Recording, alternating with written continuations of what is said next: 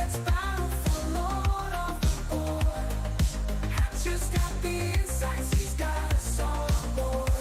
In the world of magic, the gathering, he's a master and a guide. So let's talk MTG and take the ride.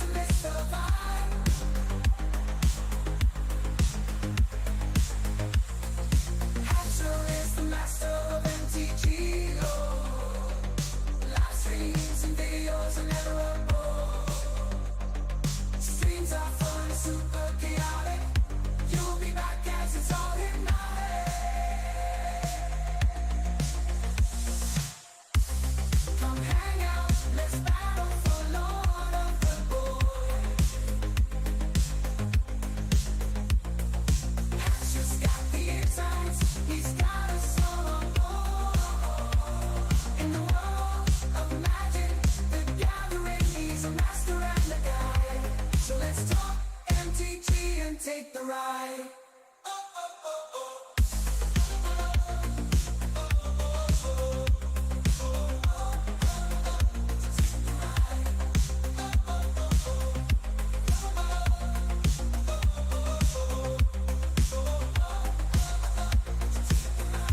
For more fun, you better subscribe. You never won't miss the vibe.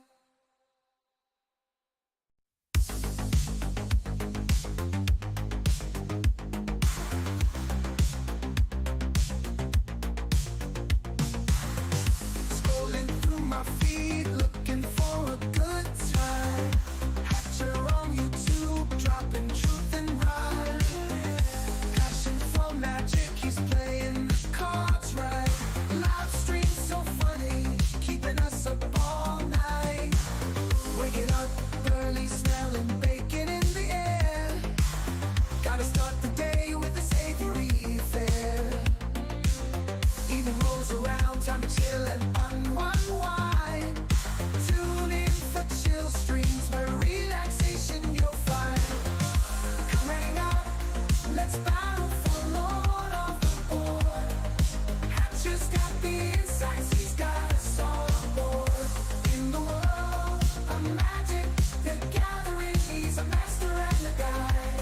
So let's talk MTG and take the ride.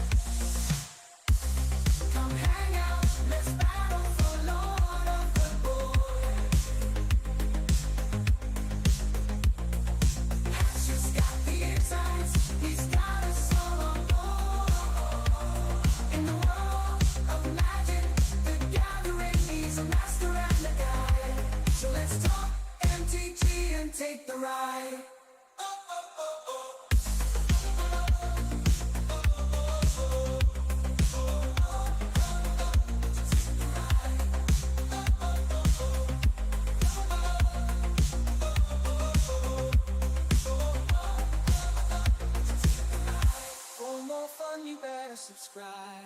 You never won't miss the vibe. Always doing it sunny side up. It's the hen. Fuck. What up, my friends?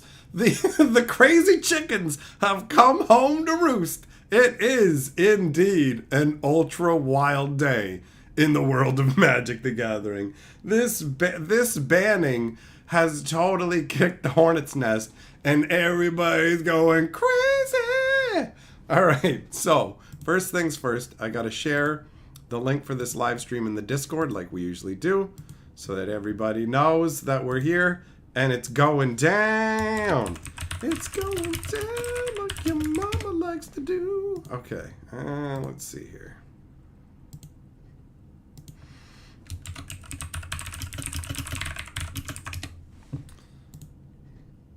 Okay, perfect. So now let's do our hellos. Oh, it looks like there's a fair bit of people in here.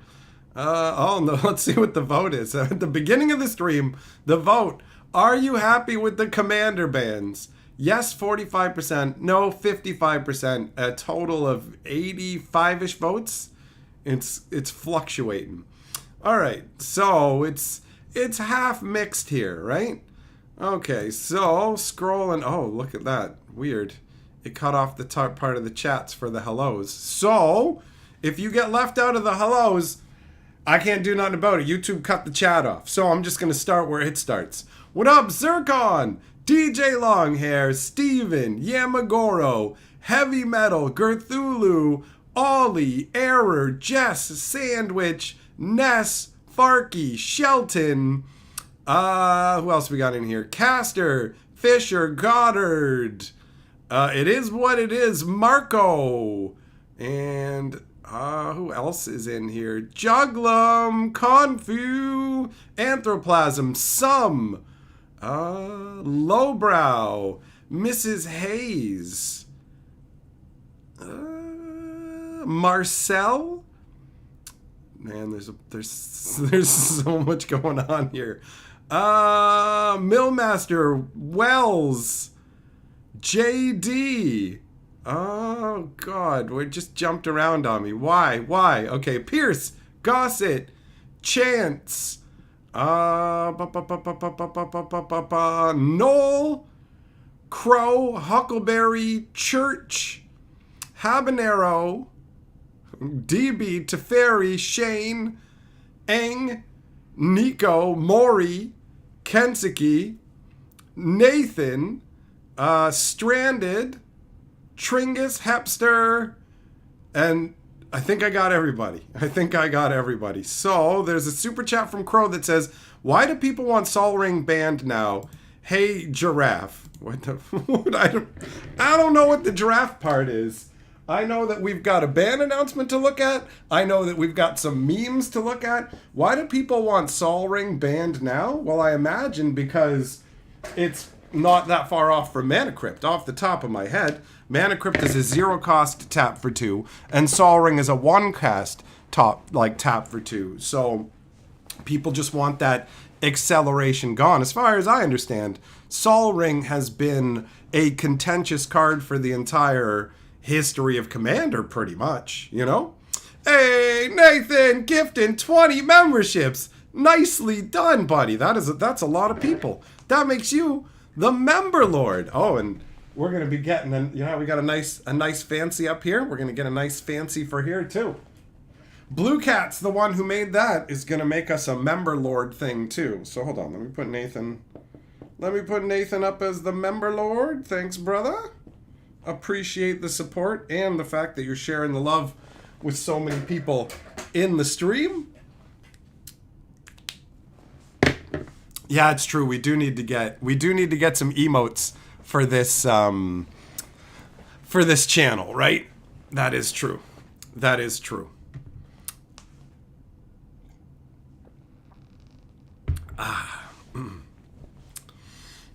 Hebster, why ban Mana Crypt and why the big deal? Well, we're gonna go through the announcement. We'll talk about their reasoning. We'll get into it, all of it. So we'll definitely do that. What up, Amiibo? How's it going?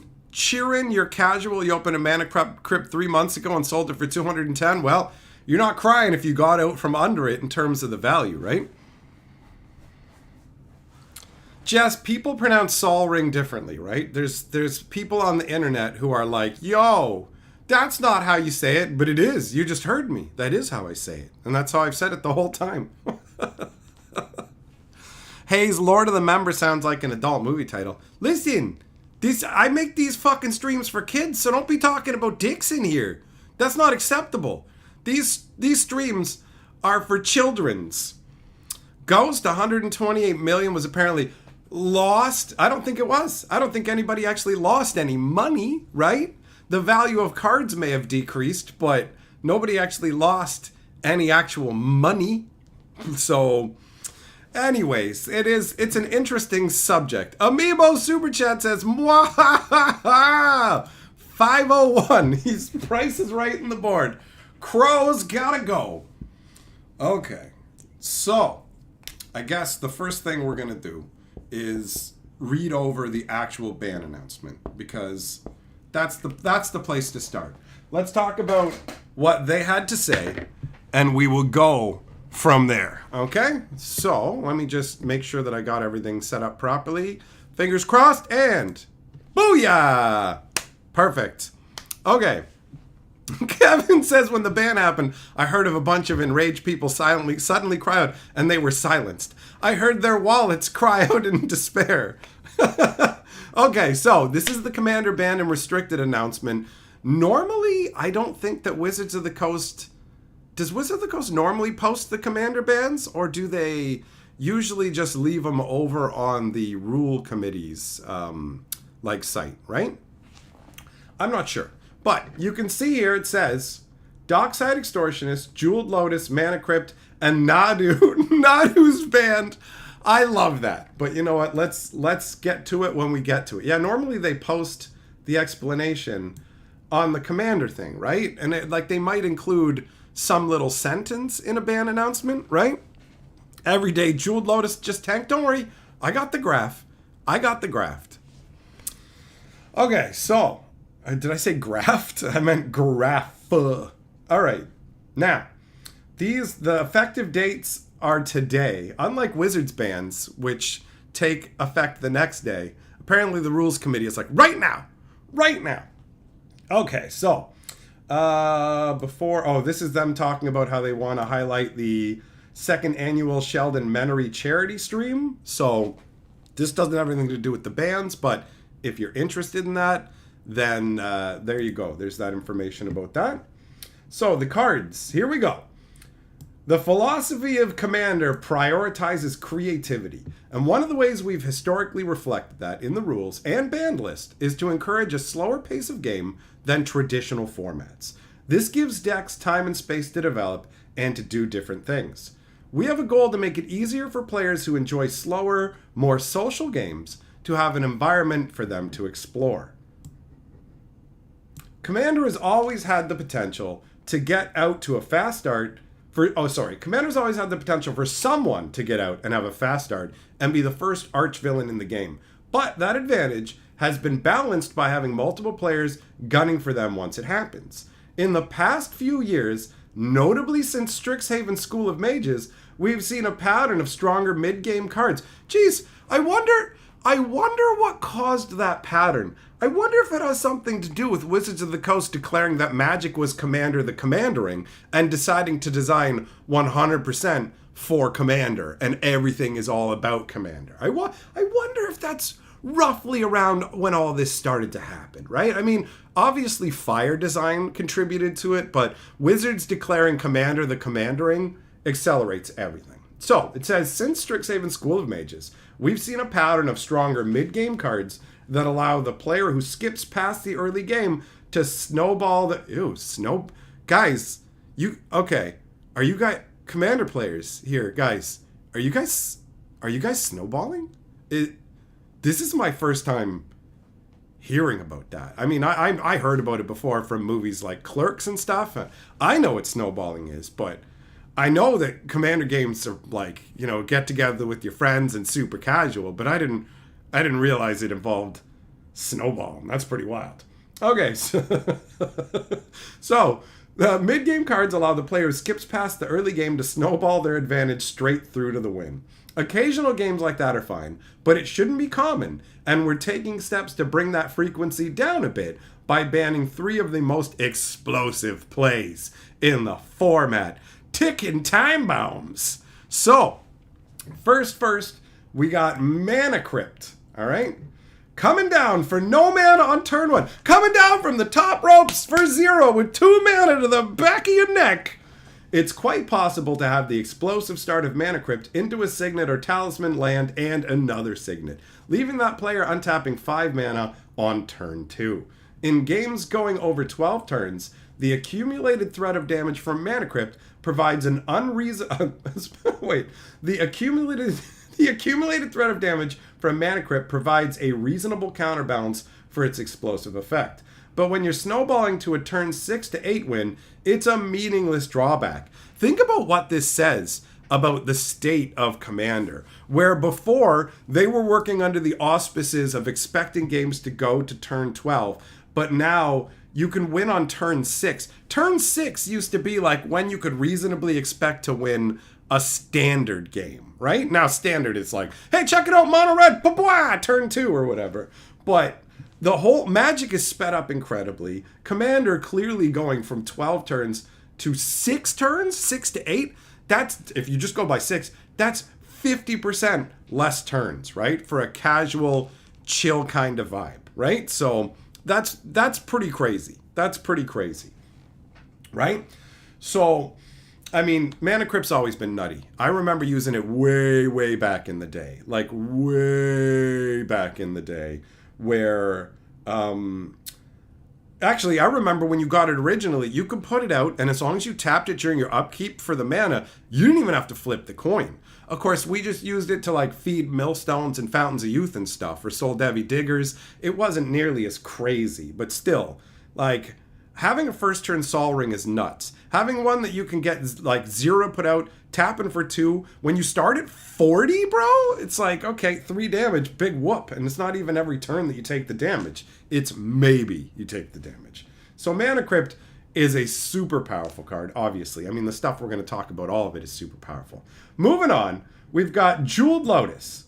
Another card that can give you 5 mana on turn 2. Jeweled Lotus does it without even needing a good hand. Though you're restricted in what you can do with the mana, 4 and 5 mana commanders can pack a significant punch nowadays. Wow, it's almost like designing for a commander has had a huge impact on Magic. Hey, Doomblade! Thanks for joining the membership, buddy! So, I love the fact that they're still like, nowadays things have changed so much. Yeah, designing for commander used to go like this. Hey, we're going to make this card that makes an opponent discard 2 cards. Just make it say each opponent. That's what designing for commander used to mean. It was like, hey, this card costs like 4 mana and it's going to make everybody pitch 2 cards. And now design for commander equals it has to be powerful enough to make its way straight up in. So we've got to, like, they have to keep pushing the power level up to move the needle, right? Like, so anyways, though you're restricted with what you can do with the mana, 4 and 5 mana commanders can pack a significant punch nowadays, often drawing cards to make up for the one-shot mana and defensive abilities such as Ward, and can't be interacted with early in the game. It's almost like stapling a million abilities on every card is a problem. But that's not how you end up with Nadu or anything, right? Hey, Doomblade Super Chat says, most of the cards banned are pretty busted. I would say that all the cards banned are busted, bro. You know? Like, Jeweled Lotus is literally, it's a black lotus. But hold on, though. Hold on. We restricted it. You can only use it to cast your commander. Oh, you mean the card that I always have access to at all times? Well, no, look, it's a black lotus that can only be used with your commander. It can only be used with a card that you start the game with and will have the entirety of the game. Oh, balanced. So yeah, I love the way that they just are like, yo, it nowadays all the commanders can pack a significant punch and they have ward and card drawing, so you can't really do nothing, and they replace themselves. It's gross. So, After that, we've got Dockside Extortionist. So, Dockside isn't normally quite as explosive in the early game as the other two cards, but it still can go mana positive on turn 2 and start generating substantial treasures after that. It's been on the border for years, and we've shied away from acting in the past. This honestly should have this should be this should be, oh wait, not that part, just this right here. This should have been like the sub tagline for the Commander Rules Committee for the longest time, where it just said, we've shied away from acting. Like, that's really what it felt like. Anyways, we've shied away from acting in the past because the card has scaled well with the power level of the table, but it's a frequent contributor to the more egregious... It's been a frequent contributor to the more egregious snowballing starts. I knew that Commander players were egregious snowballers. I knew it. I knew it. Okay, so we should also talk about the elephant in the room. We're not banning Sol Ring and have no desire to. Yes, based on the criteria we've talked about here, it would be banned. Sol Ring is the iconic card of the format, and it's sufficiently tied to the identity of the format that it defies the laws of physics in a way no other card does. Banning Sol Ring would be fundamentally changing the identity of the format. We aren't trying to eliminate all explosive starts. It happening every once in a while is exciting, and removing the other 3 cards geometrically reduces the number of hands capable of substantial above-curve mana generation in the first few turns. So, this is going to be like a really divisive part of the announcement, right? Because there's definitely people who want the Sol Ring gone, and it's understandable why. For me, I don't really have a problem with there just being a Sol Ring in your 100 card deck, but there's other reasons that we'll get into once we've gone through the announcement. There's other unstated reasons that Sol Ring isn't getting the boot, okay? So there's some stuff they're not going to come out and say in this announcement, but we're going to talk about it anyways. So it continues. There's another ban here, and it's explosive but in a different way. Given that Nadu Winged Wisdom has been ejected from multiple formats at this point, it's no surprise we took a close look at it for Commander. Sometimes hugely problematic cards in other formats, Oko, Companions, are fine for Commander, but our observations of Nadu suggest its inherent play pattern is going to cause problems. Part of the problem is the way in which Nadu wins, where it takes a really long time to do non-deterministic sequences that can't be shortcut and might eventually fizzle out. These aren't dedicated combo lines that you have to build a deck around. Dropping Nadu into a normal Simic shell still runs the risk of grinding the game down to a slog of resource accrual. Yeah, as you sit there for a million years while the commander player using Nadu is just like, hadoop, badoop, badoop, badoop, guys, sit there for half an hour and stare at me. It's like, come on, man. Come on. So, it interacts badly with cards that are staples of casual play. Most notably, Lightning Greaves. Interacts badly? It interacts amazingly is the problem. It gives you so much advantage when you have a zero-cost equipment. Meaning that decks it gets thrown into without abuse intent can still create a situation where the player is monopolizing all the time in the game. That's not an experience we want to risk, so Nadu gets itself another ban.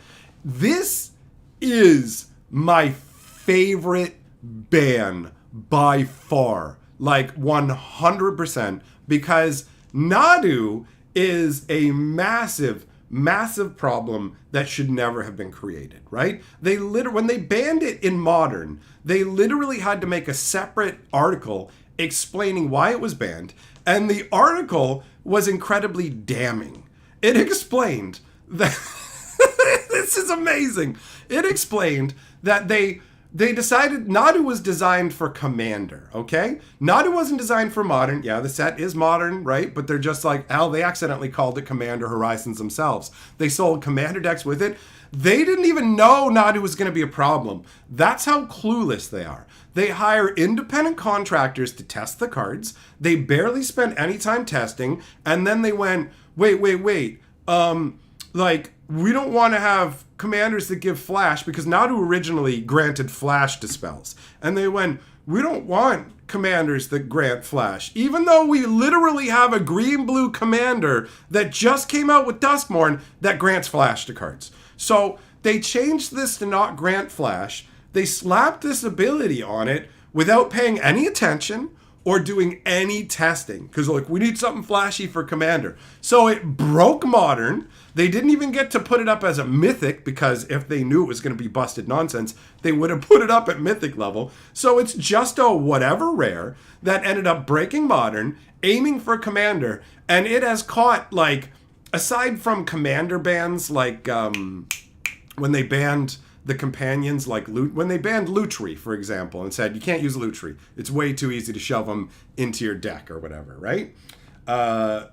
They just went, oh yeah, that was a quick one. But Nadu got slapped down so quickly, like so quickly. But the other three, here's where it gets crazy, friends. Here's where it gets crazy and ridiculous.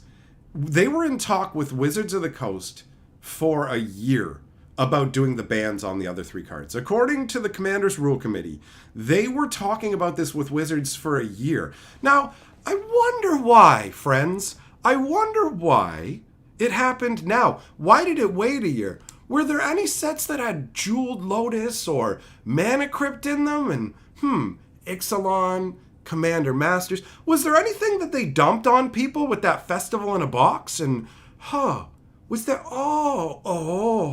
Also, interesting that some big card retailers happened to delist Jeweled Lotus and stuff like that from their buy lists weeks ago. But you know what? I bet you they delisted them just because they had so many of them, right? There's no way on earth that while the Rules Committee was talking to Wizards of the Coast and stuff, that the information trickled down to other people. And by the way, for anybody who's not swift enough to pick up on it, I'm being extremely sarcastic. I was the one who broke the news of Pioneer becoming a format in Magic the Gathering, because my buddy, Rogue Deck Builder, got the inside scoop, and he came to me early and said, yo, do you want to talk about this Pioneer format before it gets announced? Because I have it on good authority that it's going to be a thing. And so I said, sure, let's talk about it. Hey, Nathan Super Chat says 187 people here is neat, but man, I read too slow. Good to see you all. Well, thanks for being friendly to everybody. And I feel you. I can't keep up with this many people in the chat either, bro. It tends to be way too much for me. The most people I've had in a live stream was 750, and that is an astounding amount of people to deal with. The streams where people have 1 billion, like, people in the stream, I can see why people keep spamming the same things, and I can see why the streamers don't actually read the chat, because it's just good luck even keeping track of what's going on.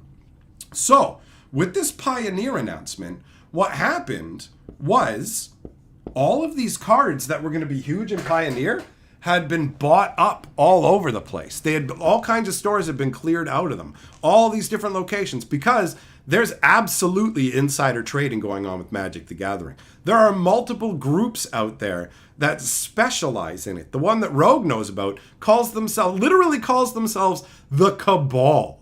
So there is behind the scenes manipulation going on with the markets and stuff. The information totally just gets spread around to particular people who then sell all the dead fish and buy all the live roosters. You know what I'm saying? Amiibo says, right, this is the most I've seen, I guess. What do you mean you guessed? Do you not know your own memory, buddy? Either way, Price is right in the board, right back. Thanks, Amiibo. Nathan, you remember the 750 stream, you think? You've been here for like 400. You've probably been here for more than 400 streams, I imagine. Like, bro, I have been streaming now for 7 years, almost every single night, right? Either here on the Historian, over on Hatcher, whatever it is. So I'm guessing you've been to more streams than that, bro. You know?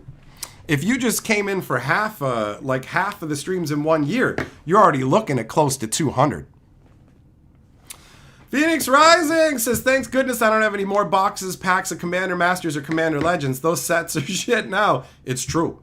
It absolutely is. It absolutely is. Like, that's the reason that it took them a year to do these bannings, is because the Commander's Rule Committee is not your friend. They are Wizards of the Coast's lackeys. They totally operate in Wizards of the Coast's favor. There is no question about it. They would aside from the Nadu ban, right? The Nadu ban, but Wizards doesn't really care because Nadu was never meant to be a flagship selling card to them anyways. So them banning that isn't like some take that Wizards at all.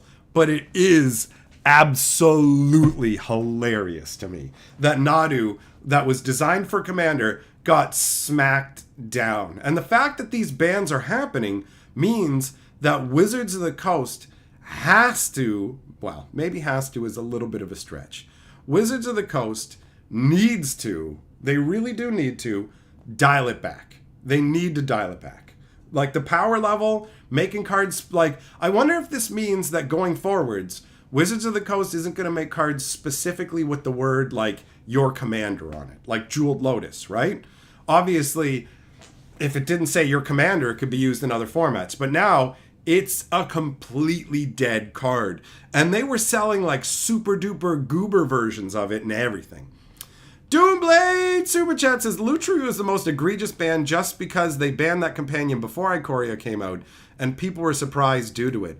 I don't feel like that was an egregious ban. I think that letting people know it's banned ahead of time before the product comes out is great, because that means that people won't acquire the cards and have the bad feels of getting them slapped down, bro. So while I appreciate the Super Chat, I disagree with what you're saying.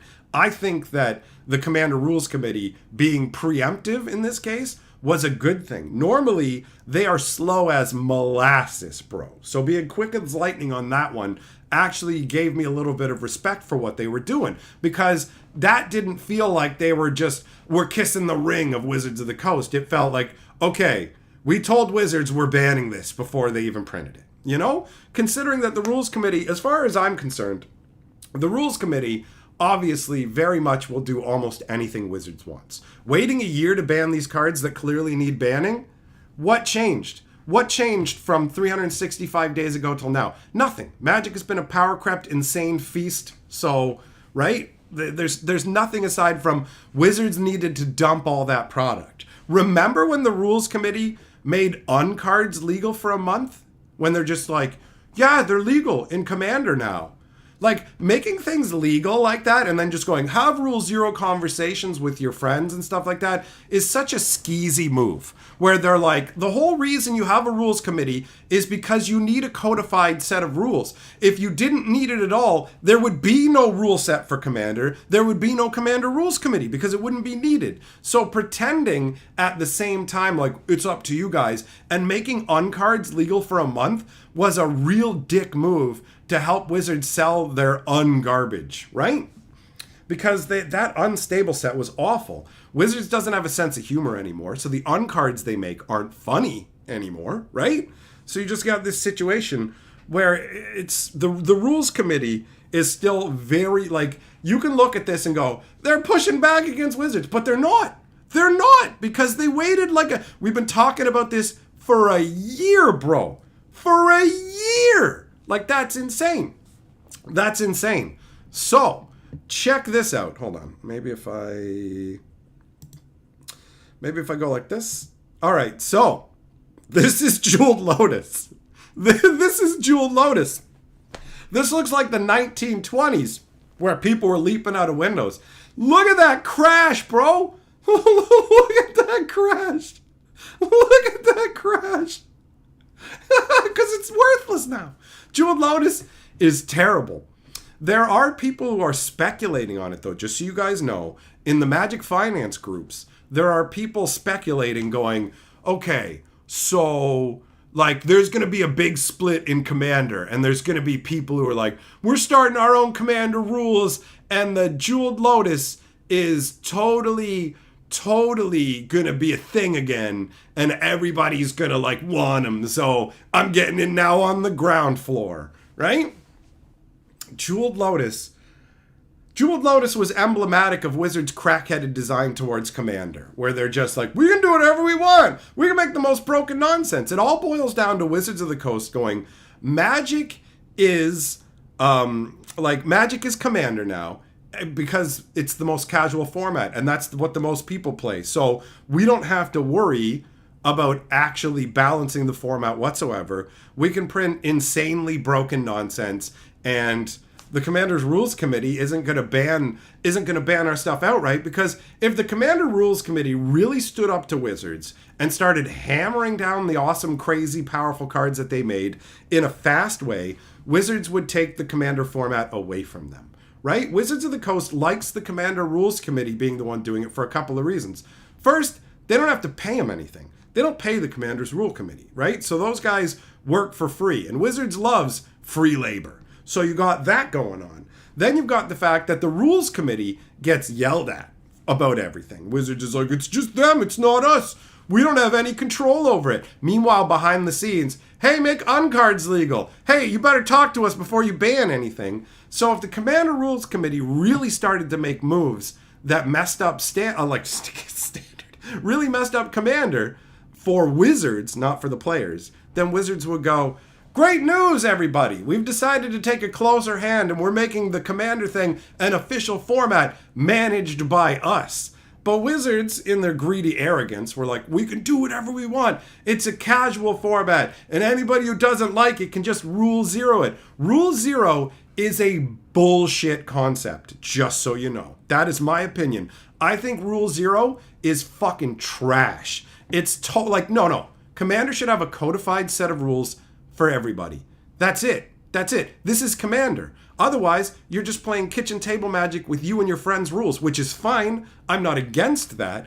But when it comes to formats and Wizards printing for formats and stuff, they need to be clearly defined. Not, here are the rules, unless you don't like them. Then make up your own or do whatever. That is not a way that things should be operated for any official formats. And Commander is an official format. Just because it's not like guided by Wizards of the Coast and the Rules Committee do it, does not mean it's not an official format. Olivier Martin, my apologies. Super Chat says, been collecting Magic since 1993. Damn, I've been in since 94. Got Power 9 and most reserve list cards. I'm so sick of the Commander format dictating all the prices of all cards. I just hate Commander. Collecting new cards is pointless. Sorry, just my opinion. Well, you're not the only person who has that opinion, big boy, right? Like, for anybody who isn't full on into Commander, the last couple of years have become a hellscape of broken nonsense, where Wizards of the Coast is just like, well, actually, everybody plays Commander, and that's what it is, and so all of the other formats don't matter. Look at how badly they brutalize Standard. They beat Standard to death, right? Aside from Arena, you can still play it on Arena or whatever, but they bludgeoned it into non-existence by just going, hey, everything's Commander. Look at Thunder Junction. Thunder Junction has 50 legendaries in it. Commander has ruined not just set design, but actually the stories of Magic as well. There's no explanation for why 50 different legendary characters are on Thunder Junction other than, yeehaw, partner, put on your cowboy hat and get a centaur with spurs on. And you're like, do you want to make any of this make sense? And then Rosewater just goes, nah, it's a theme set, bro. It's a theme set. Well, you still should make it make sense. Why are all these legendaries here? They just are. Look at the cool things they're doing. It will have no impact on anything anywhere, but we put 50 legendaries in the set. The chickens are coming home to roost. Wizards of the Coast is finally getting bitten by their terrible choices. Standard collapsed to the point in physical Magic where they had to go, Standard's 3 years now. Standard is 3 years now. We're fixing it. Why do you guys think it's not working? We got lots of great ideas to fix it. It's 3 years now. Also, all the sets we've designed for the next little while weren't meant with this 3 year stuff in mind, so you just gotta wait until we get further along. But when we get further along, it's not gonna be even better. It's not gonna get better, man. It's not gonna get better. So yeah, it's all starting to crumble, bro. It's starting to crumble because they've ignored, they somehow thought that they would get to keep Standard the way it was and they could just totally focus on Commander. It could be all about Commander. Look at how much Commander warped the newest Modern set. What was the most broken card in the newest Modern Horizons? It was a card they accidentally broke trying to make something for Commander. The most, like, Modern Horizons 3 is a set that's designed to ruin Modern. That's the whole point. They make these sets to ruin the format. And by ruin, I mean force a rotation. You have to play with the new stuff or you're done, right? It's not technically rotating, as pedantic people like to point out and go, well, it's not rotating because those cards are still available in the format. If you can't win with them, they're not a part of the competitive format anymore, pal. So that's a pointless thing to say. But technically I'm right. It's meaningless. It's meaningless. The point of modern sets is to obliterate the current meta and force you to use the new stuff. So they put a bunch of stuff in that's meant to mess up modern. And the card that messed it up the most was a pure accident because they were aiming at Commander, didn't even test the card for Commander, broke modern with it, and now it can't even be used in Commander, which is ultimately delicious. It's pretty amazing. It's pretty amazing. I forgot. I got some memes too. You guys want to see some memes? Hold on. All right. Random ass memes from the finance Reddit, from the circle jerking Reddit. This one says some cards got banned today and people are mad over their investments. Toad chuckled. Lol, replied Frog. LMAO. Then we've got the Commander's Rule Committee after selling all their copies of Dockside Extortionist, Jeweled Lotus, and Mana Crypt before the ban, right? And not just the Rules Committee, right? Obviously, I can't say for sure that's what they're doing. These are just memes, but this is also a bunch of other people who got the information ahead of time, right? So it's pretty ridiculous. It's pretty ridiculous.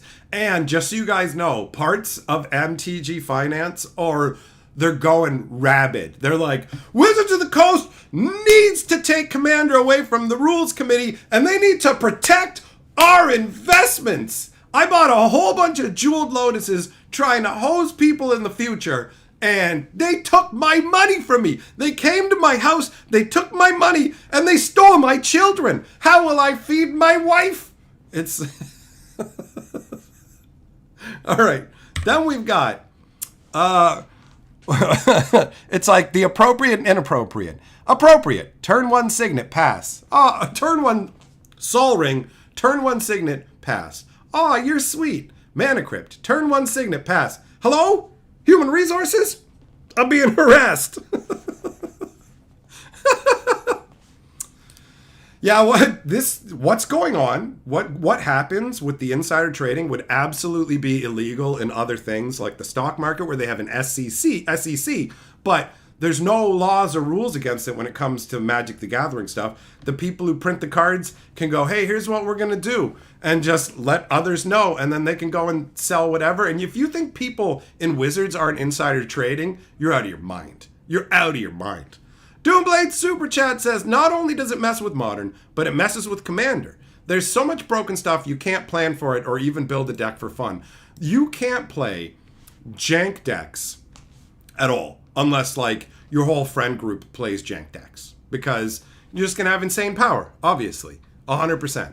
The power levels are off the chart, right? So, I mean, this totally does highlight the whole, well, why is Sol Ring okay? And they're just like, look, man, it's embedded in the format. And by embedded in the format, what we really mean is Wizards of the Coast has planned to put this in every Commander deck. And they have a bunch of secret layers planned for the next couple years that have Sol Rings and stuff. So we're not allowed to ban it. We're not actually allowed to ban Sol Ring. Even though, you know, it does all the other things the other thing says. It defies the laws of physics. It defies the laws of economics is what it does, right? So... Wizards of the Coast, absolutely part of the reason that Sol Ring is not getting banned. It's like, it's just Mana Crypt with a mustache. Yeah, but we like the mustache, bro. So it stays. It stays. Don't like it? Suck a bag. Suck a bag of unwashed dicks, right? Like that's the vibe. All right, we got some more memes. can only be played in Commander gets banned. Right? Right? Wizards of the Coast is going to have to tread... actually, do they even have to tread more carefully? Or are they just going to pull the same stuff where they make more crazy cards for Commander and they get banned a year later? Like, Wizards can no longer milk Mana Crypt and Jeweled Lotus the same... Well, obviously not Jeweled Lotus. Mana Crypt at least can be used in a bunch of other formats, People's Cubes and stuff like that. But Jeweled Lotus is pretty much a blank card at this point. We got the Always Sunny in Philadelphia meme. Aw, did somebody's $100 piece of cardboard become worthless? Woo! The memes, they make me laugh. They make me laugh. Here's a fixed Jeweled Lotus, guys. Here's the new Oracle wording Jeweled Lotus. 0 to put out, tap, sacrifice Jeweled Lotus. End of sentence. And then the flavor text says, Gerard, but it doesn't do anything. Ha, Hannah. No, it does nothing. That's funny. That's the flavor text for Null Rod, right? So this is hilarious. This is hilarious. This went from being a fine luxury cardboard rectangle to a fine luxury stick it to your bike spokes to make the motorcycle noise. You guys do that when you were a kid? Did you ever take Magic cards and put them on your bike spokes? There was a mock sapphire that floated around in my community that had literally been used as a make motorcycle noise card. And so the top of the card was like, hold on, let me just grab this land here. It was like folded like this, right? And it had this big white, you see that white line? It had a big white line across it. And when you held it, you could feel how fragile it was. It was like one shake from just falling, bro. Nathan, how could this Jeweled Lotus be more useful than the real one in most formats when you could sacrifice the one that said you get 3 mana only to be spent on commanders? It would be functionally the same. I don't get that. I don't get that. Meeting up with your local gaming group after you sold one of them your Jeweled Lotus and Mana Grip last week. Imagine the bad feels there. And it's like, bro, you sold me those for hundreds of dollars. And it's like, yep, that money's mine now. I don't know. I didn't know it was going to happen, right? There are people who knew it was going to happen, but I doubt somebody in your random commander group did. I don't know if that's all the memes. Oh no, there. This is the premium Jeweled Lotus. The premium ultra like $600 Jeweled Lotus or whatever. It's like, I could go lower. I can go lower.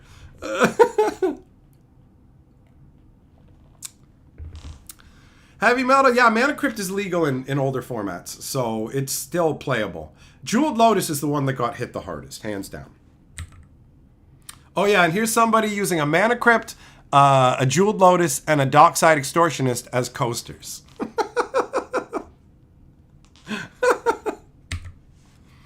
All right, so that's all of the memes. That's all the memes, my friends.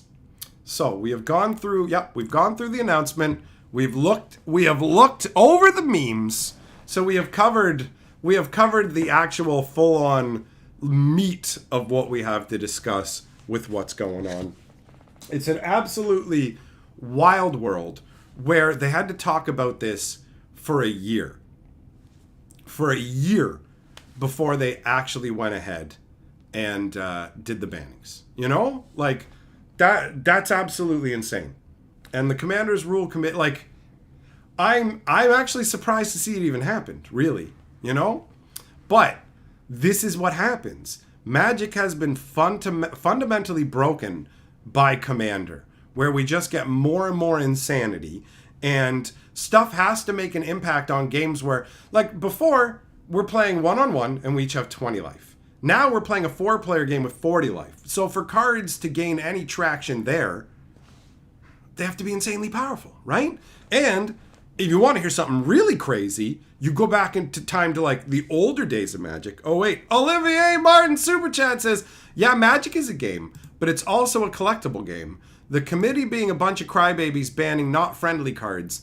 Nice jewel Lotus you got there, LMAO. Well, now the Lotuses are nothing. They're nothing, bro.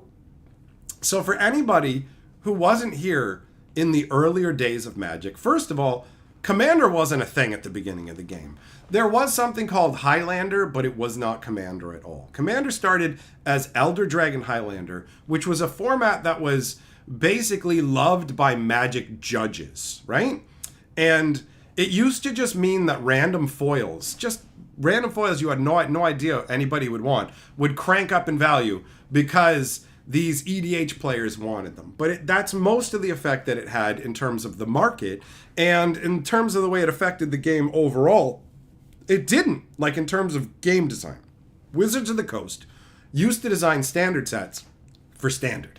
And, crazily enough, their philosophy was nothing too powerful would be designed for modern because everything had to make it through standard first. It's so crazy to think that they used to actually care, and they used to go, okay, look, if we balance standard, then anything that comes through standard won't be too disruptive for modern, so it won't ruin modern for the modern players. Crazy compared to today, right? So it won't ruin modern for modern players, and commander players can just pick what they want here and there. And then after however many years, Wizards was like, you know what? We're going to hook the commander players up. They've been asking for stuff. We're going to make like a set of commander decks once a year. Once a year, we'll make a set of commander decks. And the commander decks were loaded down with rares and reasonably priced. Honestly, the first commander deck products were great. It was just like, here you go. Here's a commander deck with a whole bunch of stuff in it. They didn't seem to really cheap out with the original ones. And it was like, here you go, commander players. Have fun. Have a good time, right? So it used to be keep standard balanced. It will feed modern. It'll feed commander. Commander will get a set of decks a year. And then they just went, forget all that. Forget all that. Every standard set has to have cards that affect every format. We got to reach into every format. And then they were just like, screw it. We're just going to print stuff straight into modern now. And it's going to be overpowered nonsense too. So eat a bag, buddy. Eat a bag. You have to. Have you spent a whole bunch of money on this game? Fuck you. Keep spending, you stupid, ugly bitch. Right? Like, it's... Modern was supposed to be where people who were sick of the standard rotations, where it's like, wait a minute.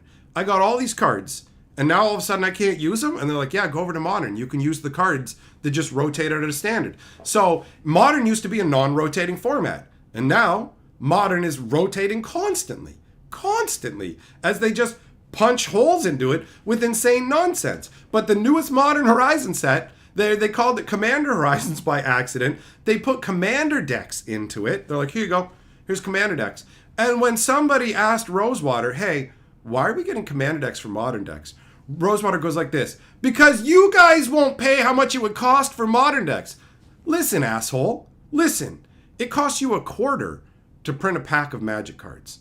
It costs you $1 to make a 60-card deck. It costs you $1 to make a 60-card deck. So you're just going, we refuse to sell things below the secondary market price, and because we're insane and unreasonable, it's your guys' fault. We could totally print Modern decks at a reasonable price. You used to be able to buy Challenger decks that would come with fetch lands in them. You could buy a Challenger deck where if you bought 2 of them, you could build a really good deck. And just 1 of them out of the box would be reasonable, right? But no. Now we get to the point where, oh, Super Foil Commander decks, $800 for a set of 4. What? Where are the Modern decks for this? Shut up! You know, it's, ugh. Naomi Fisher Super Chat says, I'm happy to buy singles at 1/3 the cost. Ban list means nothing to my group. If you paid for the card or proxy it, it's legal. Exception cards with ante. Oh, come on! I want to come over and win your deck. I broke ante for my whole play group. I'm the reason that all of my friends stopped playing ante because I pulled a really dick move. I used Dark Pact and Sylvan Library. So I would just swap both cards in the ante for 2 basic lands off the top of my deck and then just concede the game and go, here's your lands. And I'm like, come on, shuffle up, let's play again. And so it didn't take long for like, no, we're not playing ante anymore. And I was like, all right. Like, that's how it goes. That's how it goes. Because it's like, who cares if I lose the game? Who cares if I lose the game? Because I got your ante. Do you know what I mean? I'm just going to take your deck. And then I would just pop more basics back into my deck. It was a dick move, and that was how ante ended. So, but Wizards got rid of ante not long after that because it was considered gambling, and they didn't want they didn't want the churches to say you couldn't play in them for the tournaments and stuff, right? And now it's like, it's not gambling, but you should buy this box for $600 hoping to get a bunch of expensive cards. And it's like, well, legally, technically, it's not gambling. It doesn't meet the definition of gambling because Wizards won't give you money for the cards and they don't have set values.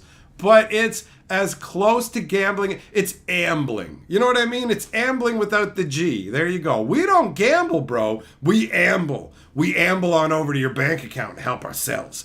Wump, wump. Let's take advantage of people who have mental issues and addictive personalities. Let's rob them blind. Let's go ahead and say, hey, fuck you, right? Amiibo, you lost the board.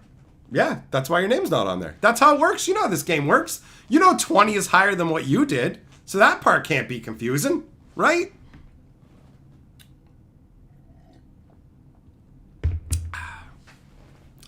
So, oh, there was another point I wanted to make. What was it? What was it? What was it? It'll come back to me.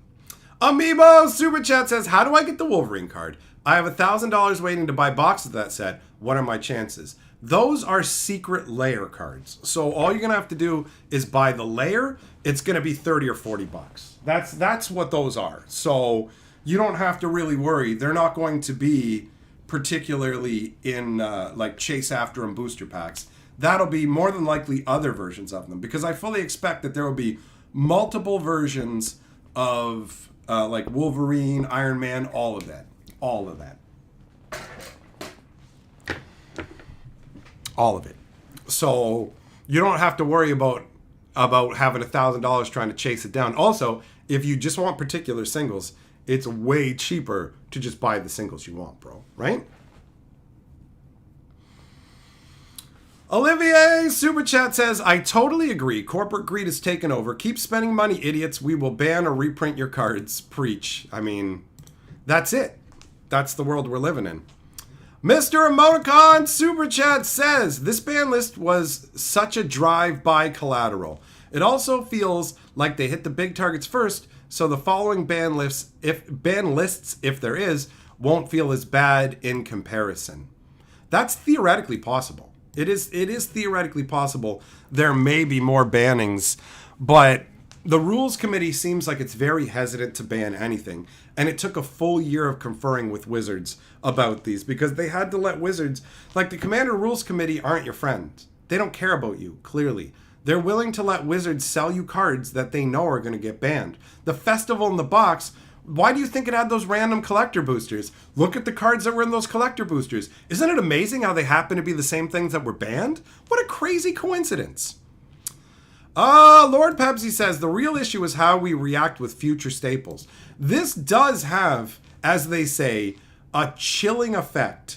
A chilling effect on the overall, like, the people who are like, yo, my cards are worth big money. Somebody who spent $250 on a card that drops down to being like 20 bucks is going to be very hesitant to spend. Not everybody, but some. Nathan Super Chat says, just want to remind people, Amiibo, that we have a rule around here. Anytime we talk about money we're going to spend on Magic, the Great Purple God gets a 10% tithe. That's right, 10% to me. Correct. Them's the rules. Nathan, you're the new lord of the board, bro.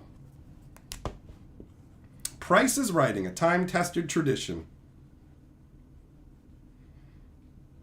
So yeah, Wizards of the Coast obviously must not be happy overall about this, but at the same time, they did what they always do, get rid of the cards before you let a ban happen. And the Commander Rules Committee has obviously indicated that they're still very much in Wizards' pocket and in their corner and not our corner, because they waited a whole year to ban all these cards that were ruining Commander, right? Olivier Martin says, sorry, Amiibo, I'm on the board now. I'm the captain now. All right. Olivier, taking the board back. Let me just update this here. Now, what was the other point that I wanted to make? Because there was a salient point about Commander design, and I think that's what it was, and the overall way that they're handling Magic. I know I already talked about how this is probably going to change them making cards that reference your commander specifically. Oh yeah, did I mention yet that Rosewater has come out and said that they're actively trying to reduce the amount of legendary creatures that they put in Premier sets? So Premier sets, if you don't know, because they have all kinds of different labels they use, Premier sets are the ones that are standard legal.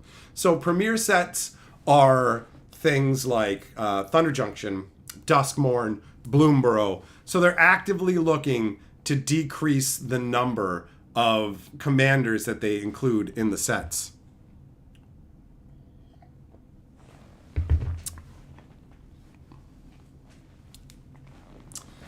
That's correct, Connolly. The cards were printed in Commander Masters. Also, Ixalan. The new Ixalan had multiple different treatments of the Mana Crypt. Wizards must be upset that they have lost multiple high-value reprint targets. Because if you notice, they've done Mana Crypt a million times. And the reason for that is because Wizards of the Coast has gotten ultra greedy. They believe that you should pay exorbitant prices for your booster boxes. They also believe that you shouldn't have any secondary market value in your collection at all, and they should be able to extract all of it, which is why we've seen them do super scummy moves where they go, check it out, we're doing a secret layer with Concordant Crossroads because Concordant Crossroads hasn't been printed since Legends. And they print it in a secret layer. And then after the secret layer is done selling, they go, oh, by the way, it's in the new coming Dominaria set.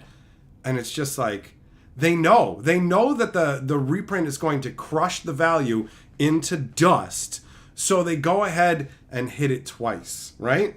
The reprint equity double dip is what I call it because it puts you in the red. REDD. Reprint equity double dip.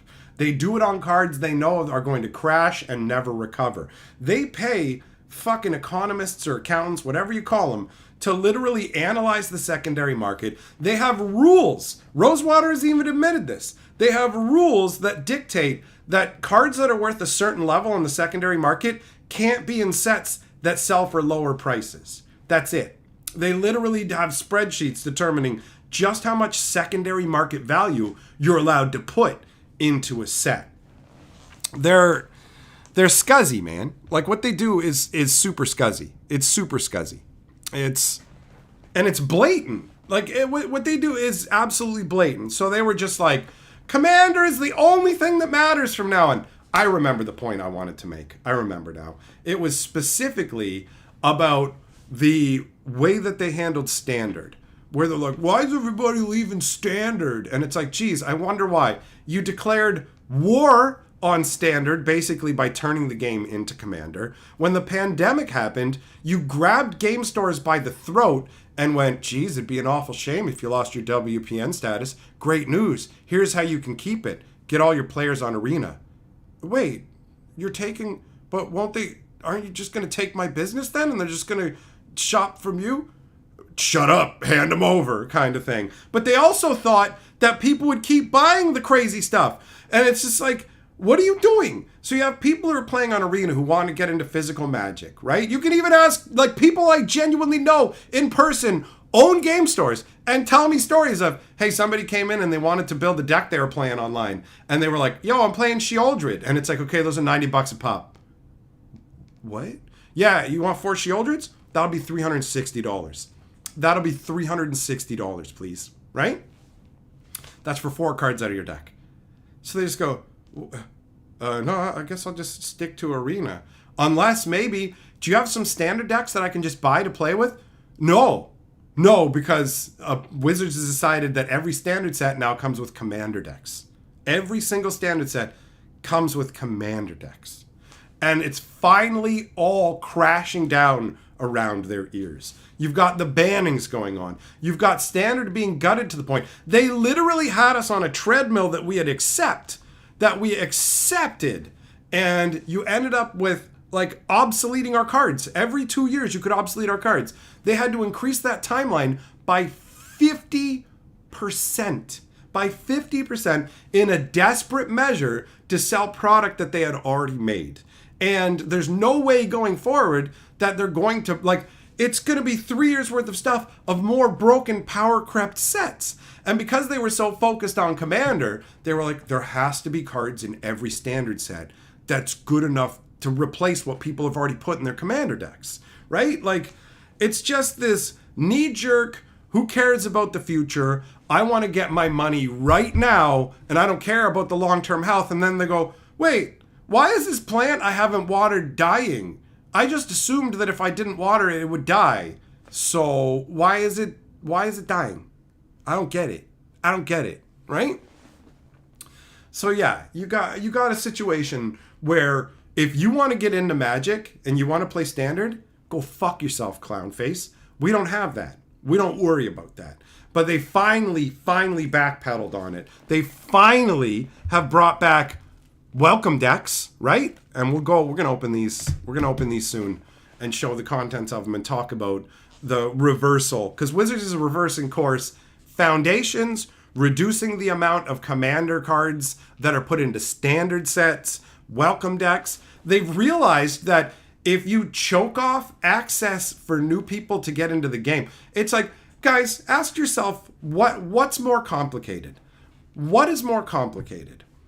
2 people playing a game where each of them has 10 different cards, okay? Because I'm using real basic numbers here. Think about 2 standard decks, just break it down like this. Each standard deck has 20 lands, and it's playing copies 4-ofs. So it's got 10 different cards, it's playing 4-ofs. My deck has 10 cards, your deck has 10 cards. We have to deal with 20 cards. A game of Commander, 4 people with 100 card decks, where about 65 of those are all individually unique cards. And yes, there will be some overlap in that everyone will have a Sol Ring, but overall, you're going to have to deal with probably 200 different unique pieces and have 3 other people to play with. And Wizards is just like, Commander's how you get in. Buy Commander decks. And it's like, and the Commander decks they make are a lot of uninspired crap as well. It's not like the Commander decks are well thought out. They're nonsense. Look at the Tarmogoyf based one they made for Modern Horizons that barely has any Tarmogoyfs in it. The face character cares about Tarmogoyfs. And then you have like 5 Tarmogoyfs in the deck. But it's like, whatever, shut up. Pay $400 for the foil version, dickhead. It's insane. It's insane. I don't know how they thought this was not going to fucking explode in their face. Like, for real. How did they not think this was going to just kaboom? Big time. Big time. It's so short-sighted. And obviously, we have to acknowledge Hasbro's part in this, right? Hasbro said, you have to give us tons of money, no matter what. Because we're struggling. We lost like $1 billion on our entertainment company. So we need you to make enough money to keep us afloat, to pay our debts, and to pay for new initiatives. So rob your customers blind. I remember when Magic boxes were $100, right? Now here in Canada, they're $210 before taxes, right? More than double in a very short window of time. The card quality is lower than it's ever been. For real. Cards coming out beaten all to shit, right? Just terrible card quality. The foils are garbage. The price is insanely high. The actual design time spent on the sets are non-existent. We've reached the point where standard sets get less than 2 months. Less than 2 months before the next one, right? So Hasbro's breathing down the neck for money. You've got the higher ups at Wizards of the Coast going, you're only allowed to go back to worlds that have already been successful. So failure worlds can't go back to. That's why it took 20 years to go back to Kamigawa. And even when we went back to Kamigawa, it wasn't Kamigawa. They clearly wanted to do a cyberpunk crossover. They clearly wanted it to be a cyberpunk tie-in. So they went, people like Kamigawa. why don't we trick them into thinking they're getting Kamigawa when we're really giving them Cybercock 2077, right?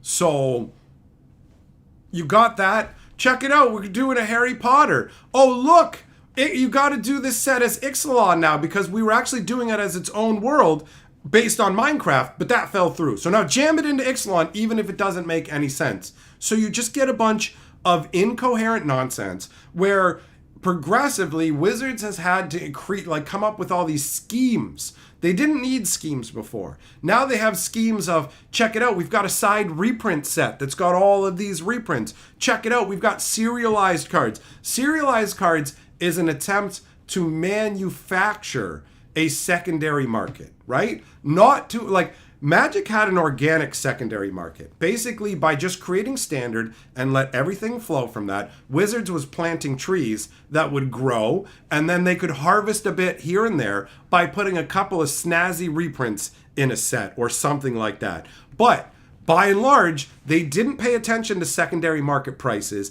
That did not guide them. Then they just started hacking down all the trees, and then they come along with serialized and other things, and with this plastic tree that they've made, put it down and go, look, it's the same thing. It's a forest. We still have these. And it's like, these are fake plastic trees, bro. And it's like, no, they're not. Listen. These don't make oxygen, okay? This is you just trying to say, this is worth this. Serialized cards. Check it out. Here's a worthless uncommon from the Brothers' War. But there's only 500 of them that have a number stamped on it. Fake trees, bro. Fake trees. And then they're like, why can't I breathe? Because you cut down all the trees, idiot. You've destroyed the entirely organic process that you had that worked for decades. And short-term profits have made them lose their minds. Lord of the Rings does well. And Lord of the Rings is high fantasy, by the way, so it dovetails more with Magic. Lord of the Rings sells well. They make a bunch of money. The decree comes down. We got to do 1 billion universes beyond. Magic is all universes beyond.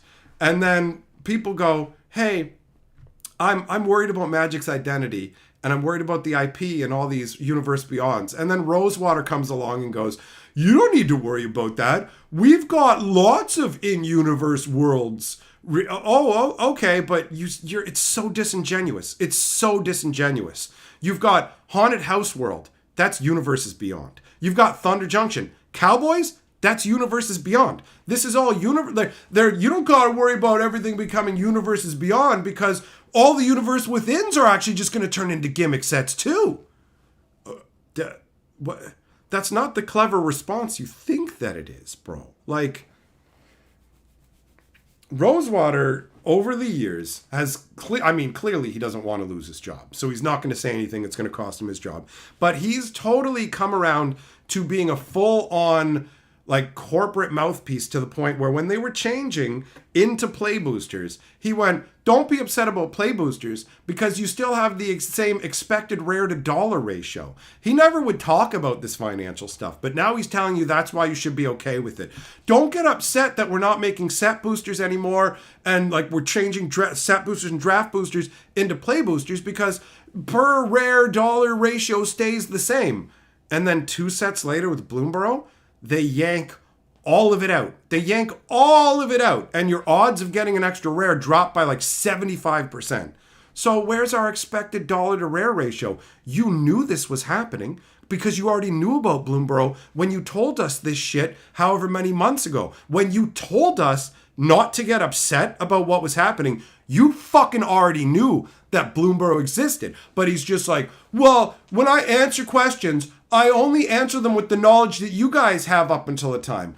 Fuck you for lying to us, you fucking prick. It's gotten to the point where I think that it's not just Rosewater trying to toe the corporate line.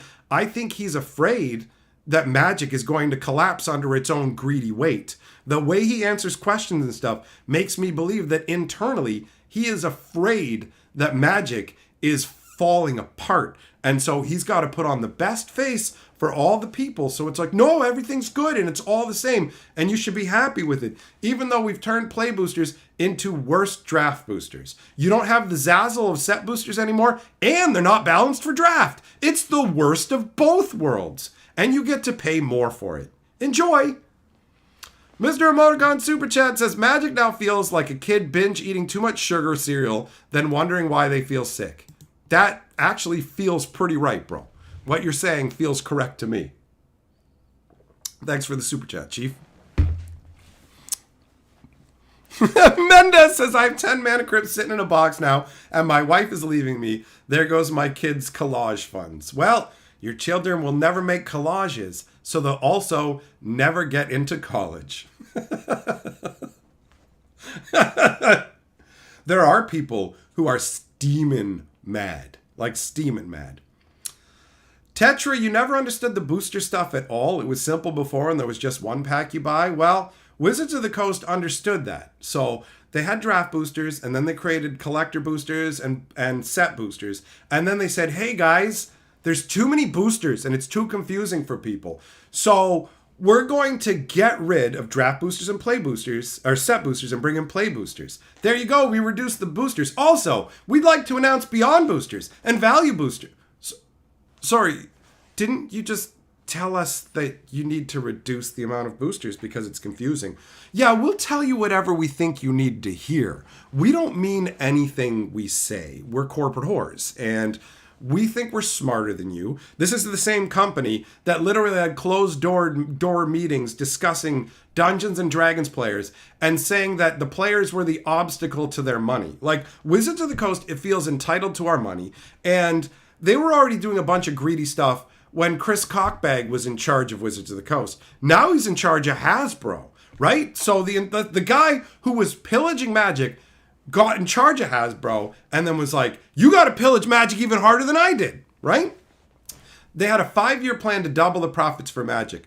They pulled it off. And then they immediately announced a 3-year plan or a 2.5-year plan to increase profits by 50%, which is literally the same thing. And the only way to do that is to give us less and make us pay more. That's it.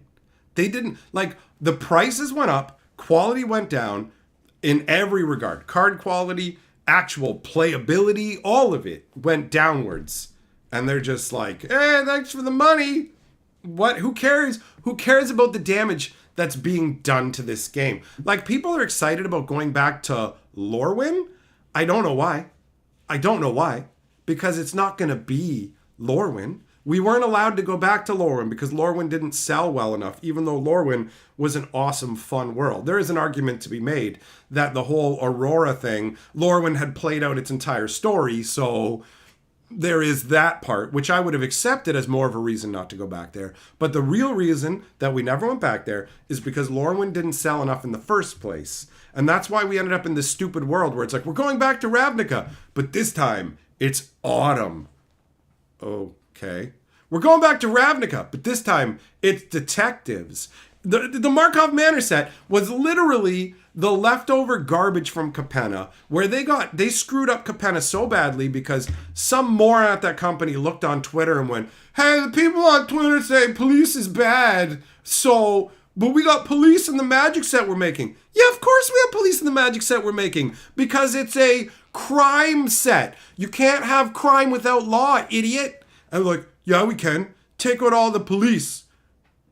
What? Take all the police out of the set. Okay, so how is it a crime set? We got 5 mob families. Okay, you've got 5 mob families. Yeah, they're crime families. Okay, so who's in charge of Capenna? The 5 crime families. So they make the laws and set the rules for the city? Yeah, say they set the rules for Capenna. They're in charge. So they're the government. Yeah, they're the government. So they're not crime families. No, it's even though we took away the half that makes it a crime set, you can't do. We're doing a law and crime set. We took out the law. There's no crime then. This is government sanctioned. The government makes the rules and they're doing it. It's not criminal. It's not criminal. They literally have cards like meeting of the 5 families. It didn't even come up in the story. In fact, two of the different factions in Capenna got like no time in the sun at all. They just basically were non-existent. So then they went, some corporate dickhead went, hey, I noticed these modern Horizon sets are really, really profitable. Yeah, the reason for that is because it's super expensive, right? And it's all slush art. If you don't know what slush art is, that is art that Wizards of the Coast paid for, okay? They had the art commissioned, but then for one reason or another, it never got used for the set they were making it for. So they went, oh, you know what? This doesn't fit the tone of the set. Put it in the file, and then we'll use it in another set. So then what they would do is whenever they were doing a new set, they would send someone, go look through the slush art and see if there's anything that fits the vibe of the world we're doing, right? So we went from that to a modern Horizon set, which is the perfect place for slush art because you can take any art you want and put it on cards. It's way easier because none of these cards have to come from a particular world, follow any kind of cohesive whatever. So you're just getting to use artwork that you already paid for in previous quarters. So you're not running your costs up this quarter, but you're getting to collect more money this quarter. So it's a great place for slush art. So somebody up above went, all right, we've got a mandate. You have to put more slush art in the sets now.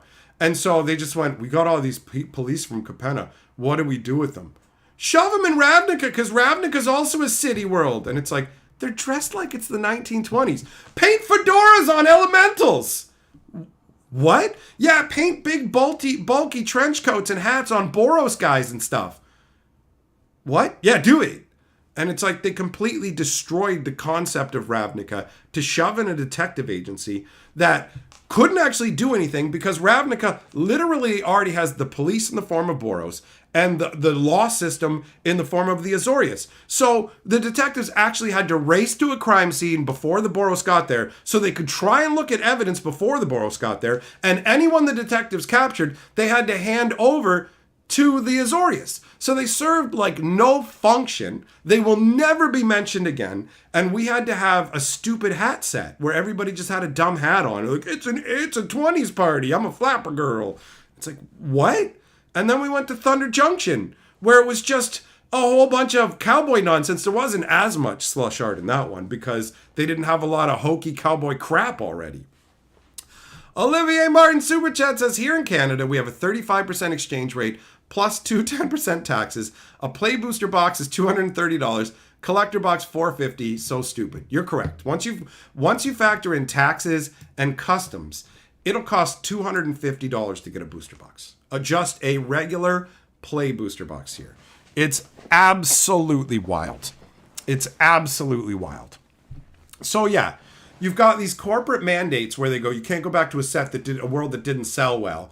So we just can't go back to any of the worlds that we liked that weren't bangers, even though the fact that a set didn't sell well has no real bearing on whether the next iteration will sell well, especially when your own fucking company's logic from polls that you've done, they literally gather their own marketing information, and by Wizards' own statistics, they say most Magic players only play for a year and a half to 2 years. So if most players only play for a year and a half to 2 years, they can't have negative memories of a set from 10 years ago, you fucking clown-faced idiots. Can they? They don't even know what those worlds are. So revisiting it can't be a negative, idiot. It's ridiculous. It's ridiculous. It's ridiculous. So that's where we find ourselves now. We find ourselves at the height of Commander insanity, where Wizards has turned its entire attention to Commander, and all the other children are mostly left to starve, except for Modern, which Wizards grabs once a year, smacks in the face a few times, and even then now goes, come here, Commander, I want you to be over here. I love you, son. Watch while I beat Modern, but I built decks for you, Billy. Right? So that's it. That's it. And now we've got these bans, and Wizards is probably just okay with it because they've got other broken nonsense they want to have take its place. It's like, that'll open up 3 more slots of people's deck for the more other broken crap we're going to bring in.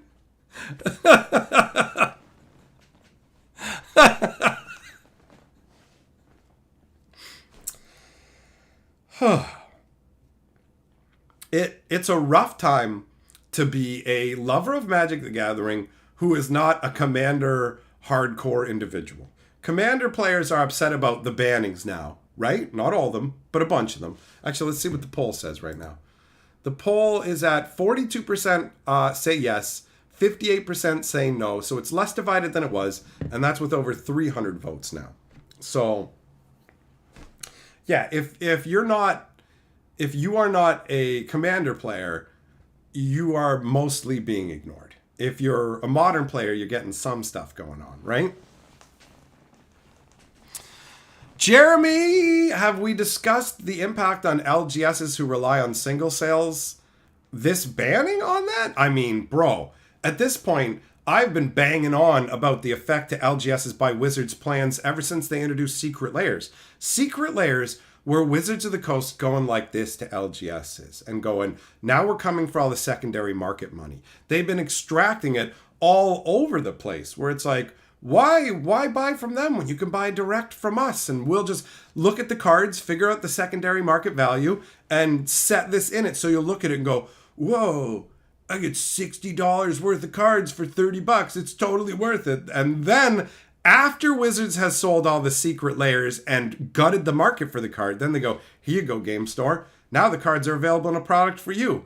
And it's just like, oh, that card used to be $60. Now it's $3. Thanks, Wizards. Wizards doesn't give a shit about LGSs, bro. Like, Wizards screams that they don't care about LGSs to the degree of Wizards got rid of MSRP to fuck game stores. Because what happens in the past, when there was an MSRP, you could look at it and go, oh, Wizards suggested this price. In the current era, game stores have to pay like 3 times as much for Modern Horizon sets, right? Which means they have to charge 3 times as much. The margins on Magic the Gathering are so small. You make like 10%, bro. Board games, you make like 50%. Like 50%. Magic, you make 10%. People will come into the game store and they will look and they will go, hey, they've got the Modern Horizons packs and they cost like 3 times as much as this other set. To the outside observer, you would just go, these both clearly cost the same to produce. They're all just the same cards and everything else. So why is there the price differential? And then they draw the conclusion that the game store owner is a greedy bastard. They're like, yo, I'm a greedy bastard, right? And I'm going to triple the price of this because I think I can charge triple the price for this Modern Horizons product when Wizards charge the distributors 3 times as much. The distributors charge the store 3 times as much. But there's no way for random consumers to know that. Wizards threw LGSs under the bus so that LGSs would have to match their pricing scheme, or they can try and keep the prices lower and get even less of a margin. There is a reason that a ton of game stores have started to stop paying nearly as much attention to Magic the Gathering. Like, buddy who owns Phoenix, the game store I go to, I don't remember exactly what he said, but he's basically like, you're focused on Magic as much as possible, while I'm trying to ignore and avoid it as much as possible, right? Like, he's still carrying it, but the stuff that the game does overall, they sent out collector boosters for Duskmourn for a buy-a-box, where they're just like, you can give these out as Duskmourn buy-a-box promos, right? But then at the exact same time, they reduced the prize support for pre-releases. So they send you less boxes. They send you less boxes of price support and just go, yeah, that's what happens. That's what you get. And it's just like, but look, we're giving you these for buy a box, which shows you they don't have as much faith in Duskmourn as well. The fact they felt they need to send collector boosters out, right? And with Thunder Junction sales, they literally manipulated things where they counted Thunder Junction sales in an earlier quarter. They shipped it earlier intentionally, and because of how badly Markov Manor abused the trust of distributors and game stores, they were like, people aren't ordering as much. People aren't placing as many pre-orders. We got to get stores to like, oh, here's what we'll do. And so they contact stores and go, we're doing this special thing where if you run like 4 Thunder Junction drafts, then we're going to give you like a bonus, bro. So you should totally do that. Call your distributors right now and tell them you want a bunch of boxes of Thunder Junction in an attempt to make the distributors think, oh, Thunder Junction's actually got more demand than Markov Manor. They tried to artificially reinstill the destroyed faith that they had engendered themselves with Markov Manor. Amiibo's Super Chat says, remember not even thinking about this shit? Just, hey bro, let's play a game and have some fun? Yes, actually I do, right? And you have to understand as well that that's for us old schoolers when it comes to Magic. I watched this entire thing happen. I remember years ago saying to my friends, Magic the Gathering is going to become a stock market. You know, like that's what's going to happen. It's going to become a fucking stock market. I watched Magic become financialized. Wizards of the Coast completely engendered this mentality. They grew it. They wanted it, right? When I started, pretty much nobody talked about the price value of cards. And slowly but surely, some people would start to use Scry magazines to look up the prices of cards and stuff and do their trades based off that, which is hilarious. Imagine a website where you could look up Magic prices that only updated once a month, right? Like that's the equivalent. So for the longest time, it was just, hey, let's trade cards based on roughly power level, what we think of the cards, stuff like that. There were some outliers where people talked about monetary value, Black Lotus, things like that. It's not like it was 100% across the board, but for the majority of cards, it was just trade, do whatever. I mean, I started in 94 and it used to be everybody traded. And then there was this one guy who seemed like a weirdo because he would come and play in drafts and stuff. And he would only buy Magic cards. He never traded. And I just one day said, because I'd say, you bring your traders? Because I loved trading. I traded all the time with everybody. Had tons of different cards, always in flux. Big trade binders, ready to go. Let's have a good time. And he was an outlier. He was the only one who didn't want to trade. And he was like, I don't want to deal with it. I just want to buy the cards. And so trading got worse and worse overall, where everybody's sitting there looking on their phones and going, okay, I'm looking at the cards over. Okay, you've got $27.50 worth of cards here, but I only have $27.25. So I have to go back to your board. And it's just like, oh, we're grinding over a quarter in trade value on cards, right? So trading started to die off and people just started to buy and sell cards more and more and more. And every new Magic player, whenever they talk to me about the cards that they get, they're like, check it out. I cracked a goat gobbler. It's worth $27. I cracked Golden Fist. It's worth $50. Like I got this exciting card is always accompanied by the price of it. Magic has been 100% financialized, and we are seeing, like, I don't even know if this is the final end stage or we're going to warp into something even crazier, but people labor under this false mentality of, I spent $200 on this box, but I got $300 worth of cards out of it, so I came out ahead. These prices are made up by websites that just guess. They just guess at what you think that they think you'll pay. That's it. They think that you'll pay it. So they just go, put it up. If it doesn't sell, we'll drop the price or whatever. It's all just artificial. It's all artificial, right? And then after a while, you get something that actually reflects the real supply and demand, somewhat. But there's all kinds of market manipulation that goes on as well. It's such a bizarre thing. Like, on one hand, we never expected Magic to last this long, right? When Magic came out, we thought about it like any other game. You play it for a while, and then you just go play any other game, right? So it lasted for like 30 years, and now it's warped into this thing where, you know, if you said like 30 years ago, Magic will be this thing one day that when they ban cards, there'll be people rioting in the streets because they lost hundreds and hundreds of dollars. And it'd just be like, what? Yeah, and Wizards will do these super duper ultra foil print ones that people will pay $700 for some unknown reason. I have no idea. I have no idea why people are willing to pay these absurdly high. And I fucking love Magic cards. I can't, like, it's more and more obvious why people are switching over to proxies. Wizards really shot themselves in the foot with Magic 30, where they went, check it out, Magic 30. We just got around the reserved list and have a way to sell a bunch of dual lands and stuff to Commander players. Ha ha! But guess what? They're not actually tournament legal. They're not real Magic cards, really. They're not tournament legal, so you can't use them in tournaments, but you should still totally value them as if they're like the equivalent of the real deal, bro. So you know how it's a time twister with a gold back? Well, you should think that it's like a real time twister. That's why we sent some of these in screw-in hard cases to really famous people to hold in pictures, so you'll think they're worth a bunch of money.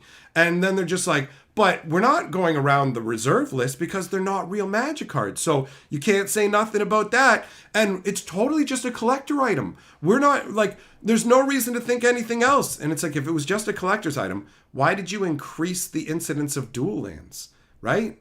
Well, it's not because commander players play them. Really? Because there's only 2 cards you increase the incidence of. Dual lands and Sol Rings. Huh. Sounds like commander, you know? Jeremy Clark Inc. Super Chat says, my biggest issue is that they marketed the recent Masters Ixalan sets built entirely around the idea of chasing jeweled Lotus and Mana Crypt. Are they culpable? No. There's nothing you can do about that because Wizards doesn't set the secondary market value of cards, right? So they didn't do anything there. And also the rules committee doesn't even belong to Wizards, right? The rules committee is an arm's length organization that independently came to the decision, but had to wait a year to get Wizards permission to do it. Like, there are people making petitions, like change it back, whatever, but there's no way you'd be able to sue Wizards over any of this, right? None of it. Wizards is totally safe. They've run all this shit by legal to make sure, is there any way we can get touched for this? And it's like, nah, we just make game pieces. We have no control over what people price them on the secondary market. So it's got nothing to do with us. We don't make our decisions based on secondary markets, except when it comes to secret layers, what can go into sets, the thresholds for sets, all that stuff.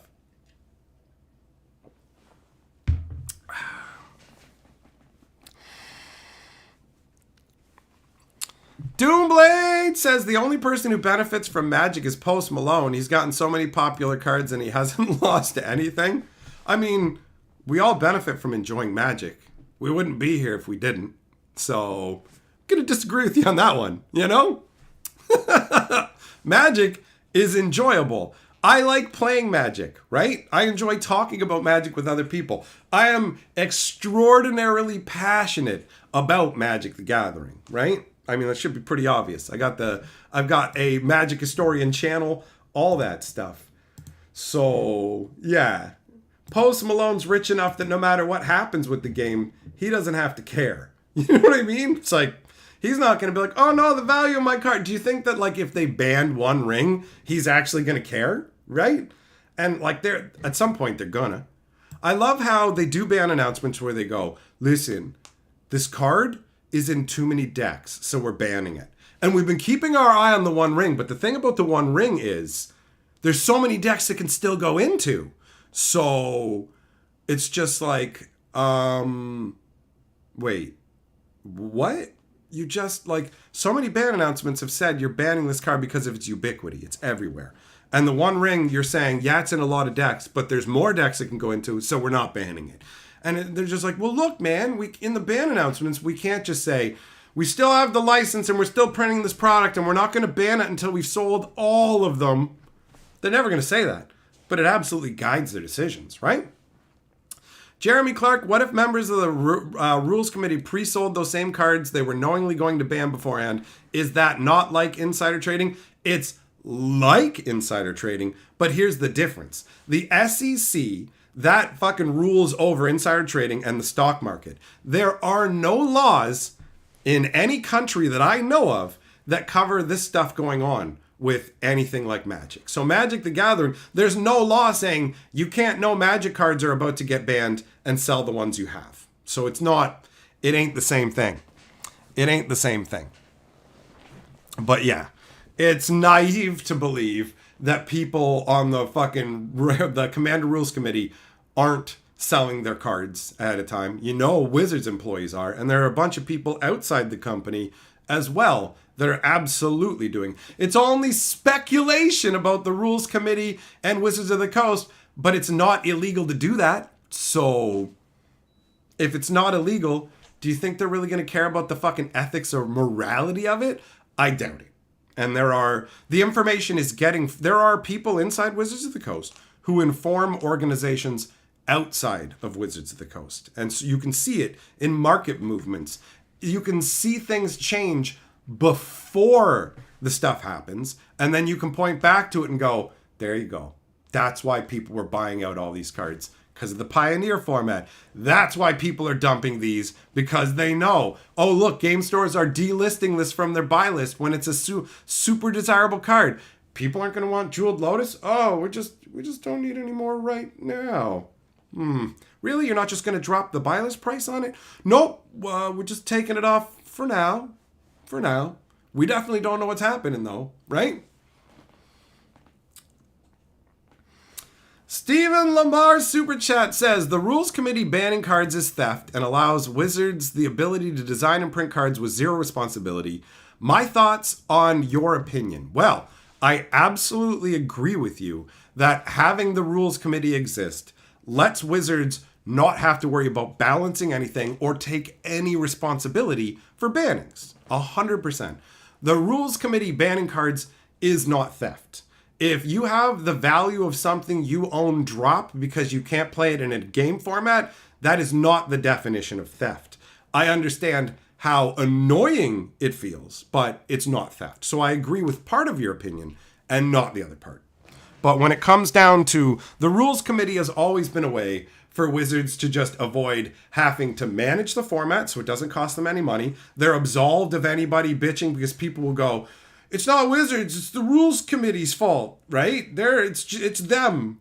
Oh, I hate them. And it's like, okay, all right, sure. And Wizards of the Coast has always had the ability to strongly influence the rules committee. So it's the illusion, it's the very, very thin veneer of, hey, it wasn't us, bro.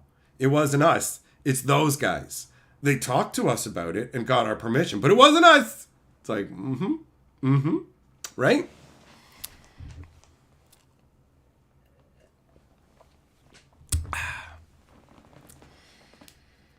Amiibo, yeah, I mean the government's going to be upset if a tax element's involved, but that's not what we're talking about. That's not what we're talking about. We're talking about people using insider information, right? Which is definitely a thing with, like, that is 100% illegal in the stock market, but is not illegal with card games or anything, or board games. It's like, yo, I got inside information. They're going to be reprinting this board game. Okay, well, I'm going to fucking dump my copies that I had that I was selling as collector items now. That's not illegal either, right? So.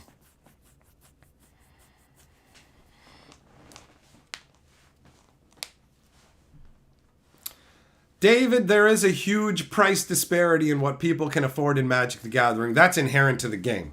Magic's always going to have its haves and have-nots. That's been there from almost the beginning with the Black Lotus and the Moxes and stuff. The closest you can get to balancing out the field is smaller formats like Standard, right? Where it's like, there you go. We all have access to the last 3 years worth of stuff.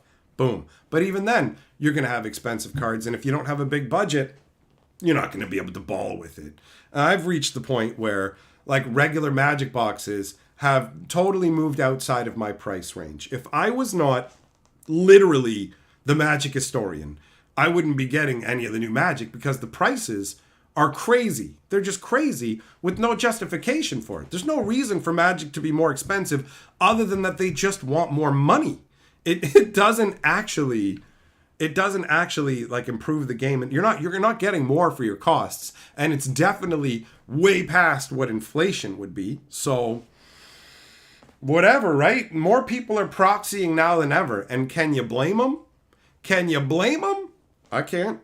It's like, do you want to pay more for, like, Magic 30 was $1,000 a box for 4 booster packs, and the cards are poorer quality than the proxy printers make. So official Magic cards are made of worse quality than the proxies. So you can pay a tiny, tiny little however many cents for a card and get the equivalent of that game piece. It's not real, so you can't sell it if it went up in value or whatever else, but like the investment era of Magic is fucking over, bro.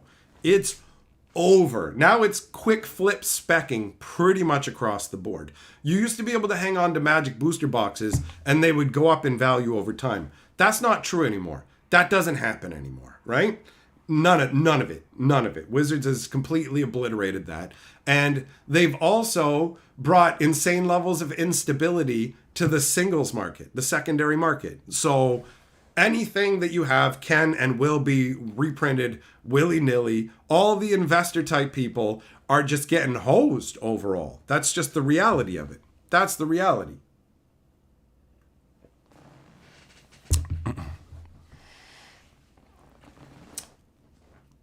Jobber, that actually is it. Honestly, that's what happens already. I have a PayPal address listed in the YouTube description of my videos and my live streams and stuff for the game store that I go to, and people send money to the game store, and then I use that money to pick up Magic product. That's how I got this Duskmorn bundle, right? So that's it. That's part of what I was saying before. If I wasn't the Magic historian, I wouldn't have people hooking me up with Magic. And if I didn't have people hooking me up with Magic, I would just play with my cube and I would here or there pick up singles. Or I might have switched completely over to proxies, honestly, by this point. Magic 30 was the greediest thing that I have ever seen. Like, well, it's the greatest thing that anybody's ever seen in terms of Magic the Gathering. And it really pushed me towards being okay with proxies. I tried proxies in the past, but never cared for them. I always wanted to have real cards. I never cared very much if the people I was playing with had proxies, because it's like, I get it, man. It's hard to get Magic cards. Go ahead, proxy your stuff. But I'm totally fine now with proxies. I have a bunch of proxies in my cube, right? Like, also, proxies make for a great cube to take to events, right? I'm most likely going to be at the face-to-face event in Toronto that's like 4 days from now. And if I am, I will have my cube with me, but my cube will be all proxy cards. That way, if I play with anybody, something gets damaged or lost or whatever, you know what I mean? When it comes to people I don't know, I'm not going to trust you with my like signed Sword of the Ages and my original Ring of Maroof and stuff. You know what I'm saying? You know what I'm saying?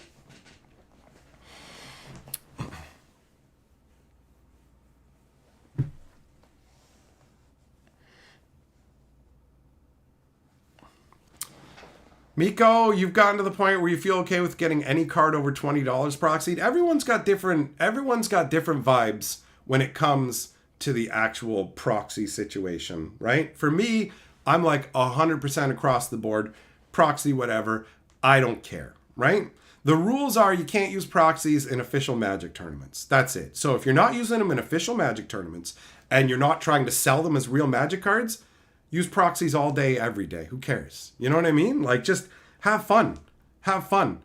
I never felt bad when I was a kid and we had to make our own Blood Bowl board and our own little Blood Bowl pieces to be our team. I didn't feel like I was robbing wizards or other people. Whatever. I've used homemade stuff to play all kinds of different games. Lose a piece in Monopoly? Put another one in. Oh, no, you can't do that, man. You can't. If you don't have an official Monopoly piece, you just can't play it. I sure can. I mean, I wouldn't because Monopoly sucks. It's an abysmal game. But it's the same kind of logic. It's just this crazy, it's all part of the financialized mentality of Magic where it's like, yo, don't use proxies. Oh, they're bad. It's like they play just the same as real Magic cards and in a lot of cases are printed to a higher standard, right? So, my friends, it has been an enjoyable chill stream. Thanks for coming and hanging out. If you didn't see the whole thing, it'll be available. You can just watch it. It stays up on this. This is my live stream channel where I archive all of my live streams, and I will be live tomorrow night over on my Magic Historian channel. Same time. I stream every night. Every night I'm live, 10 o'clock Eastern time. If you don't want to miss it, join the Discord. The Discord link is in the description. So, thanks for being here. Time for me to go for a face down swim.